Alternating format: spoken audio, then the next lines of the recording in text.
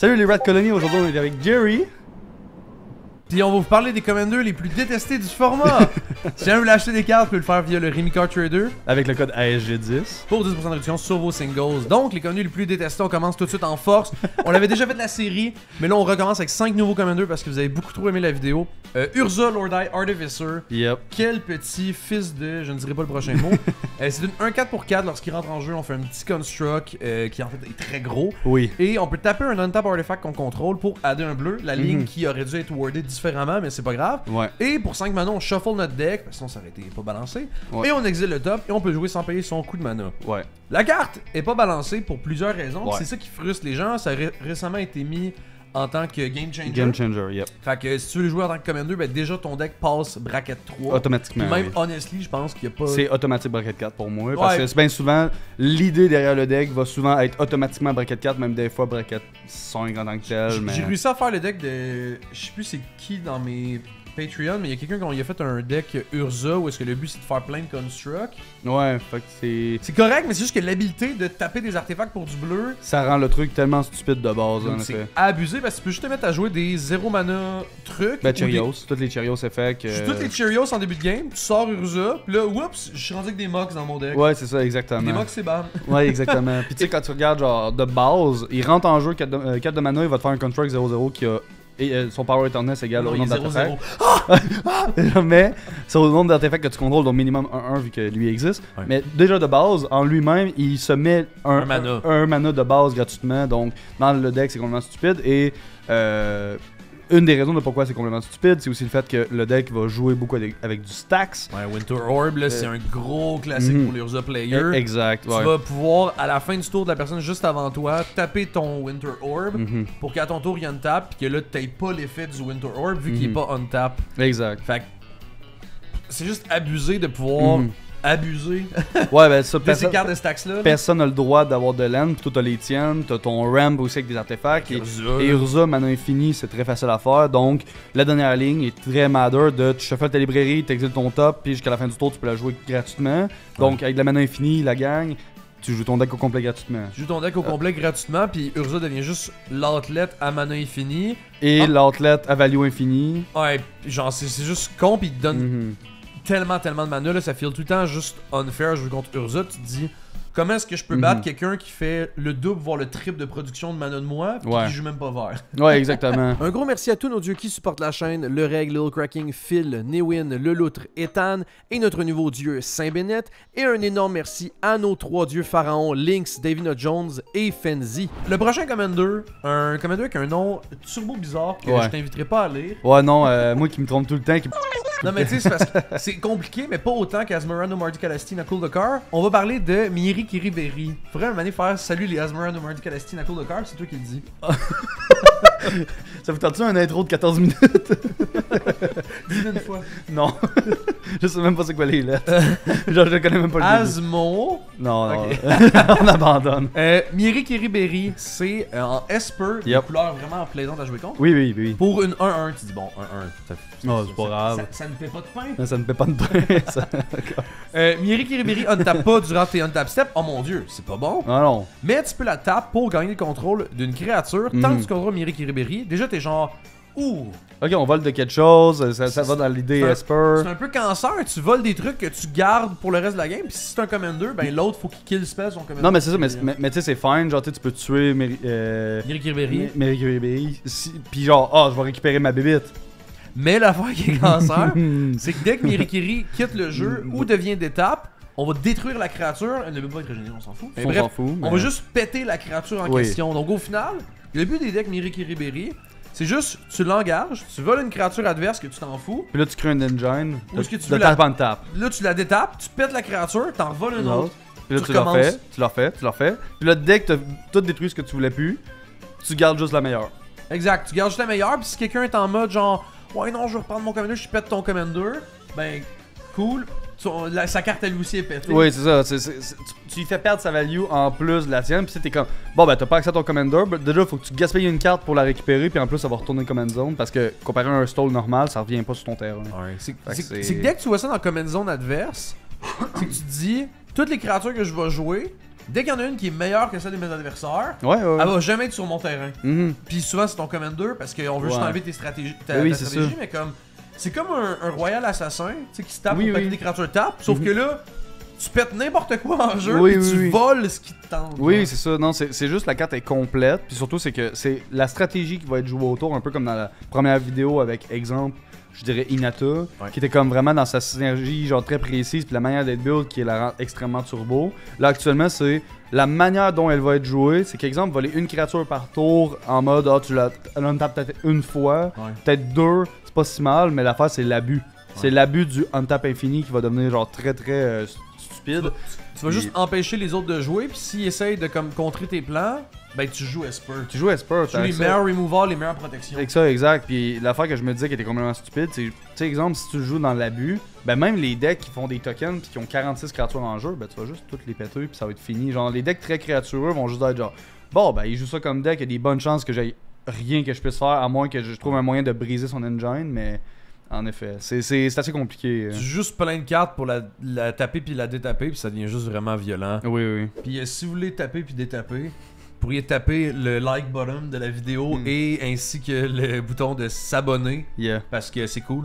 You know? Yeah. Non, mais pour le reste, ça l'aide vraiment à ce que Yep. la chaîne a grossisse, puis ces vidéos-là, genre, prennent pas un temps immense à produire, mais tu sais, Fred fait beaucoup de routes, fait qu'abonnez-vous pour ça. Donc, on continue avec un autre Commander Esper. Un autre Commander Esper qui est dans l'idée de tu joues avec les choses qui sont pas à toi. Parce que Esper, ça fait quand même souvent ça. Ouais. Et Centriplet, 5 mana Esper plus 2 colorless. Ouais. Au début de l'upkeep, on va choisir un adversaire et pendant ce tour-là, le player ne peut pas caster ou activer d'ability.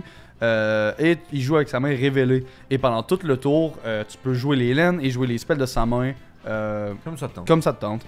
Sauf que tu es obligé de payer avec la mana d'eau. Ouais. C'est ça l'affaire. Tu es obligé de payer avec exactement les bonnes bonnes couleurs.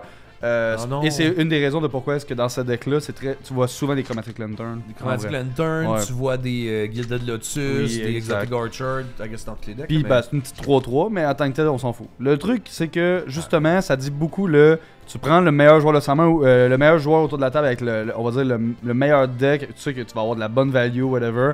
Tu lui dis. Puis tu y prends sa main. Ah, il révèle sa main à tout le monde, tu le mets tout nu devant tout le monde. Oui. Après ça, t'es juste genre. Dans ta gueule, Ah! dans ta gueule, tu peux pas réagir. C'est quoi dans ta main? Ah, t'as un Generous Gift que t'as pas le mana pour le caster avant ça. Ah, bon, gars. Je veux dire, je vais péter ton command. Ouais, c'est correct, tu sais, je vais le jouer pour toi. Tu sais, on c'est fair, là, c'est le fun. Ta créature full value. Hey, je vais la jouer. Je vais la jouer, Je vais la c'est à jouer, moi. C'est à moi. Ouais, c'est C'est ça. juste abusé, puis tu peux même jouer ses lands. Oui, C'est oui, vraiment de c'est l'abus. juste. Ils ont Hey, hey, à ton tour, hey, t'aurais juste un land dans tes mains. Hey, ça va être difficile de faire ton land drop. Il va le jouer. Moi, j'allais pas le faire, le mien. Ah, c'est vrai que c'est ça. En vrai, c'est parce que le seul timing où est-ce qu'il peut faire quelque chose, c'est à l'upkeep, genre en mode upkeep, le trigger va sur le stack, là il a le droit de jouer, mais après ça il a pas le droit d'activer d'ability puis ni de casser de spell. Fait qu'il peut pas counter spell, il peut pas. Puis même des fois, quelque chose que j'ai déjà vu dans un game, c'est littéralement. Hey, attends, mais t'as littéralement un poison, comment ça s'appelle, un mana qui pète des affaires, artefact enchantement, Ouais. poison qui fait sacrifier tout le monde. J'ai aucune idée de quoi tu parles. Pick your poison. Pick your poison. Pick a poison. Ah, t'as un pick a poison dans tes mains. Bon, ben, je vais le prendre. Je vais le caster. Ah, attends, mais t'as aussi un offer. Ben, je vais le counter. Non, mais le Swine Song. Pas Swine Song. Arcane Denial. Ah, comme ça, toi, tu. Ah, Fait que tu gaspilles son poison et tu t'Arcane Denial toi-même. Tu peux te counterspell tes propres spell value. C'est ça. Genre, j'avais vu ce play-là avec Centerpop. Puis j'étais genre, wow. Souvent aussi, Centerblast va jouer beaucoup de cartes. Mais il y en a une, je me rappelle plus c'est quoi le nom, là, mais l'enchantement bleu à un mana qui dit que les joueurs jouent avec leur main reveal, les adversaires. Oui, oui, oui, oui.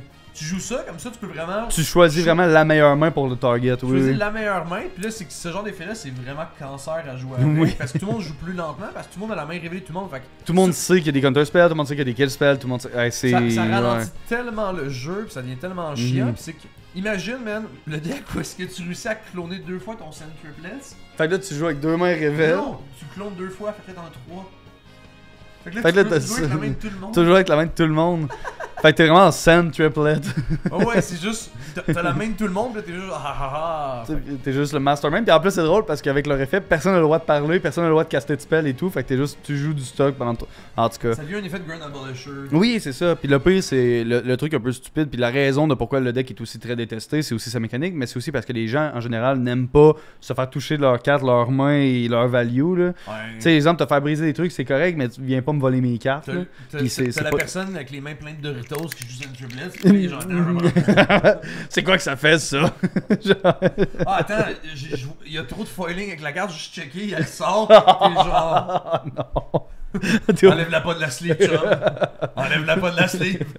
Non, pas de Doritos sur mes cartes. Oh non. Je dis des Doritos, mais c'était des Cheetos. Les Cheetos, C'est des Doritos. Les Doritos aussi, ça oui, c'est dégueulasse. Yeah. Prochain Commander. Dégueulasse. Quand même assez dégueulasse. Elesh Norn, Mod of Machine.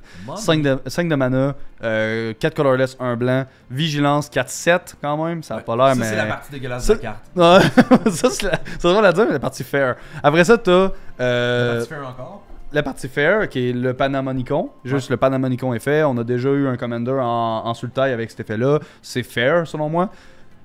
Et la partie chiante. La partie chiante. Toutes les permanents qui rentrent en jeu qui causent une habileté, un trigger ability d'un permanent d'un adversaire contrôle ne s'active pas. Ça trigger pas, exact. Fait que si, mettons, tu joues genre. Clifftop Lookout. Il, pas de, genre... il tient le truc à l'envers. Ouais, c'est ça, puis il voit rien. Il va rien chercher, en effet. Mais c'est ça, fait que tous les effets d'entrée en jeu, puis il faut regarder dans vos decks, vous en avez quand même beaucoup. Quelques-uns. Ouais. Fait que le format qui s'accélère, souvent on essaie de chercher à faire des trucs en ETB ou de la proactivité, exactement. Exact, fait que là tu les fais juste pas du tout. Mm-hmm. C'est bon par contre si tu joues des Bandslands. Savez-vous qu'avec des Bandslands, c'est vraiment cool parce que t'es juste en mode hey, je vais mettre 2 mana, ça rentre direct. Je ne tape rien. Je bande sur rien. Mais juste overall, ça va être une carte qui va être très très difficile à jouer de manière fair vu que ça va vraiment slow down des mécaniques. Dès que t'as des deck blink, t'es mort. Genre, littéralement, t'es obligé de soit le gérer, soit t'as pas de game. C'est que le gérer, ça va être impossible parce que souvent tout ton removal, c'est sur des ETB. Exactement. Fait que dès que t'as des ETB qui gèrent, ben là, ils gèrent plus rien. Ils gèrent plus rien, puis ton deck, c'est des cartes vanille. Ouais. Des cartes vanille. T'es là, pis t'es comme, hey, j'ai une belle 2-3 là. c'est pour 5. Pis t'es genre, ok. Ouais, non, c'est vraiment. Puis by the way, en plus, t'as la petite storyline derrière la carte là. Ouais, c'est ça, c'est que dans le fond, quand la carte elle a été spoilée, t'as Sheldon Manry, un des genres de créateurs du format et tout ça, que Rip lui, il est décédé dans les dernières années. Okay. Fait que, ouais, nos condoléances à la famille et tout, mais ça fait quand même un petit moment. Mais en tout cas, bref, Sheldon Manry, quand la carte elle a été spoilée, il a texté à Wizard of the Coast. Il a pas texté, il a envoyé un courriel. En tout cas, il a envoyé un courriel à Wizard of the Coast. Il leur a dit j'aimerais ça que la carte soit pas imprimée parce que pour moi ça va juste briser le Commander. Ouais. La carte n'a pas encore. Ben, la carte, je pense pas qu'elle va se faire ban ni mettre Game Changer. Mais reste que. Ben, je pense que le jour où la carte, comme on en avait parlé, le fait. Si elle baisse de prix, puis exemple, au lieu d'être, je pense qu'il y a 40-50$ facilement. Peut-être pas 40, mais 20-30, j'ai vu. Ah ouais, ok. Ouais. Ok. Mais justement, tu sais, dès qu'elle va être vraiment accessible à tous les joueurs, genre un jour elle va être à 4-5$ parce qu'elle va se faire reprint une fois peut-être et tout. Honnêtement, là, je pense qu'elle va virer Game Changer parce que quand tu réalises que la majorité des decks qui ont beaucoup d'ATB veulent la jouer automatiquement staple, puis que tu vas voir que dans tous tes pods de joueurs, tu vas avoir souvent la LH9 en jeu, tu vas te dire holy shit, ok, non, c'est vraiment pas le fun à jouer contre ça. Là. Ouais, c'est vraiment pas plaisant, puis c'est que quand tu l'as dans Command Zone, c'est encore plus oppressif parce que même si t'as snipe, tu vas pouvoir la rejouer comme continuellement. Oui, puis en plus, ce qui est fort avec Elesh-Norn, qui est une partie comme un peu oubliée, c'est que t'as beaucoup en blanc justement des effets d'aller chercher des lands pour te ramper en mono white. Ouais. Fait que dès que tu joues contre un joueur vert, ben tous ces effets-là sont doublés. Fait que tu vas aller jouer des lands puis les remettre direct en jeu. Fait que tu vas ramper extrêmement vite dans certaines games, même si t'es mono white. Tu peux ramper aussi avec Lotus Field. C'est ça, exact. Oui. Ah non, pas Lotus Field, moi c'est quand tu joues contre Elesh-Norn. Oui, exact. Non. Mais le fait de ramper extrêmement rapidement en blanc, grâce à ces effets-là, si tu joues contre un deck vert, ça fait aussi que même si tu joues à Elesh-Norn, elle va revenir. Fait le Commander est assez oppressif, genre on va dire une partie de joueurs, ce qui la rend viscéralement détestée par ces joueurs-là. Mais de base, c'est juste c'est con, mais un Commander de stacks. Ouais, puis les Commanders de stacks sont pas très aimés. On va dire. Il y a des joueurs qui ça leur dérange pas de jouer contre ça, puis même il y a beaucoup de joueurs que même ils vont se dire bah ça fait partie du jeu, mais dans des groupes plus casual, ça va pas ça va pas faire la manche. On parlait que nos removals sont cancellés, mais c'est que les removals d'Elesh-Norn à elle, ils sont doublés. Si Oui, t'as un Skyclave apparition qui rentre, oups, j'exile 2 affaires. Qui coûtent 4 ou moins. Hey, je vais l'éphémérate. Whoop! J'en réexile 2 encore. Tu joues juste plus au jeu. Non, c'est ça. Fait que ça va. C'est ça. C'est l'overvalue over the top. Là. C'est genre faire une mécanique, mais trop. Ouais. Genre en vrai. Là. Je prends un petit 3 secondes pour remercier mes Patreons qui supportent la chaîne. Si jamais ça vous intéresse, il va y avoir le lien en description. Puis le dernier commander de notre liste, c'est un commander dans le fond qui. Un ancien boogeyman. C'est un ancien boogeyman qui à ce temps, je pense, fait moins peur parce qu'il est moins joué avec juste la quantité de commanders qui sortent et tout. Ouais. C'est Narset Enlightened Master. Une 6 mana 3-2 First Strike X-Proof. X-Proof qui. On voit plus ça sur des commanders à ce temps, hein. C'est rare parce que les Wizards, je pense qu'ils ont réalisé à quel point c'était oppressif, genre X-Proof. Et c'est pour ça que maintenant, c'est Ward. Ils mettent beaucoup la mécanique de Ward. Et même si tu mets, même Shroud non plus, c'est une mécanique qui disparaît de plus en plus. Aussi, si X-Proof et Shroud sont là, c'est sur des trucs vraiment abusés qu'ils veulent limiter le nombre d'effets que tu peux abuser avec. Ouais. Mais en effet. Mais ouais, quand elle attaque, on va exiler le top 4 de notre deck et jusqu'à la fin du tour, on va caster des non-creature spells sans payer leur mana cost. Gratuitement, ouais. Quand tu la lis, mettons, puis tu l'as jamais lu parce que t'es nouveau du format, tu te dis, ah, ok, ben. C'est bien value. Ça coûte 6 mana, c'est long genre ça va être long avant que tu te rendes là. Ouais, il faut que tu mettes un Ice Enabler. Puis après ça, ben, tu sais, t'exiles ton top 4, mais c'est random, puis I guess c'est value. C'est très très fort le top 4, mais ça reste quand même, tu sais, ça vaut le 6 de mana investi into le Ace ou passer le tour et tout. Surtout que c'est juste les non-creature spells en plus, fait que tu peux pas te cheater des créatures avec ça. C'est juste que le problème avec la construction des decks Narset, ben de un, tu peux top deck manipulation, mais surtout, tu vas te mettre à chain des tours supplémentaires et des phases d'attaque supplémentaires. Là, ce qui va arriver, c'est que dès que tu pognes, mettons, un extra tour dans le top 4, puis que la personne ne bloque pas ton Narset parce qu'il a donné un blocable ou de quoi, ben il est mort. Ben, pas il est mort, mais oups, je vais pouvoir, prochain tour, réattaquer avec Narset, refaire son trigger, combat supplémentaire. Bon, ben, combat supplémentaire, top 4, un extra tour, puis là tu fais ça constamment. Tu loupes, ça fait. C'est kinda infini, faut que tu trouves un moyen de la rendre imbloquable, mais tu sais, pensez à tous les équipements qui donnent imbloquable, ou genre la Key to the City, des trucs comme ça. Fait dès que c'est fini et est imbloquable, ça va devenir juste abusif, parce que comme d'habitude, c'est genre des commandeurs détestés, c'est souvent faire une mécanique, mais trop. Puis là-dedans, en plus, qu'est-ce qui est abusé, c'est que là je parlais que dans le top 4, tu trouves un truc, mais. Tu peux trouver deux extra turns ou un extra turn, un extra combat. Peut-être des fois, ça va être 4 trucs qui vont pouvoir caster. Ou juste un card draw spell ou quoi. Oui, là, ça va te permettre de dégager en masse. J'ai un extra turn, je vais juste le jouer de ma main. Ah oui, tu vas le jouer de ta main, t'es pas obligé de le jouer gratuitement en effet. Puis même, on va se le dire, tu te dis, ok, c'est très très violent, fait qu'il faut le gérer, ça X-Proof. La seule manière vraiment de le gérer, c'est soit sur un board wipe ou un edict. Donc de le faire sacrifier. Oui, c'est ça, exact. Jouer un Curse Marauder, c'est sa seule créature. C'est ça, va être forcé de jouer c'est ça, exact. Fait que tu sais, oui, elle est pas omnipotente, mais en tant que telle, ça reste quand même qu'elle va limiter le nombre de counterplay et en plus être très oppressive dans sa mécanique, elle va vraiment abuser, genre beaucoup trop en vrai là. Ouais, si vous avez jamais joué contre un Narset player, l'aspect désagréable, c'est vraiment que la personne fait souvent des tours hyper longs, puis c'est la difficulté à interagir avec. Il y a un monde où est-ce que, mettons, la carte sortirait aujourd'hui, puis que, mettons, elle sortirait comme ça, mais aujourd'hui, je pense qu'il y aurait beaucoup de nouveaux joueurs qui s'y intéresseraient, puis je pense qu'il y a un monde où est-ce que la carte passerait Game Changer, ou du moins que le monde en reparlerait, mais c'est vraiment un vieux de la vieille. Oui, je pense que de base, tu imagines, elle sortirait aujourd'hui, puis version, on va dire, l'idée Commander aujourd'hui, elle coûterait genre 2 mana de moins, elle aurait pas X-Proof, puis elle aurait probablement pas First Strike. Ou, justement, elle garderait toutes ces tags-là, mais elle serait obligée de connecter ou des trucs comme ça. Tu sais, elle aurait un peu plus de. Parce que, faut pas l'oublier, mais il faut juste qu'elle l'attaque, by the way, la gang. Fait que ça, juste ça aussi, ça m'adore beaucoup. De juste, elle a pas besoin de connecter. Puis, vu qu'elle a First Strike, des fois, elle va t'attaquer dans un joueur que tu sais qu'il pourra pas tuer ta Narset parce que First Strike. Puis, à partir de là, ben, ça part. Même si en tant que tel. T'as pas besoin d'attaquer, genre de connecter, je veux dire. Ouais, c'est vraiment de l'abus que c'est juste un trigger d'attaque, là, mais en tout cas. Fait que si jamais vous avez vous autres aussi des commanders que vous détestez, ben n'hésitez pas à nous les faire, nous les partager en commentaire. La zone de commentaires est là pour ça. Puis nous autres, on a l'infiniment des commanders détestés. On est déjà prêt pour une autre troisième vidéo un jour. Fait que si jamais vous voulez la vidéo 3, ben vous le direz aussi en commentaire. Puis shootez-les vos commanders détestés. Puis on va peut-être les rentrer sur la prochaine vidéo. Yep.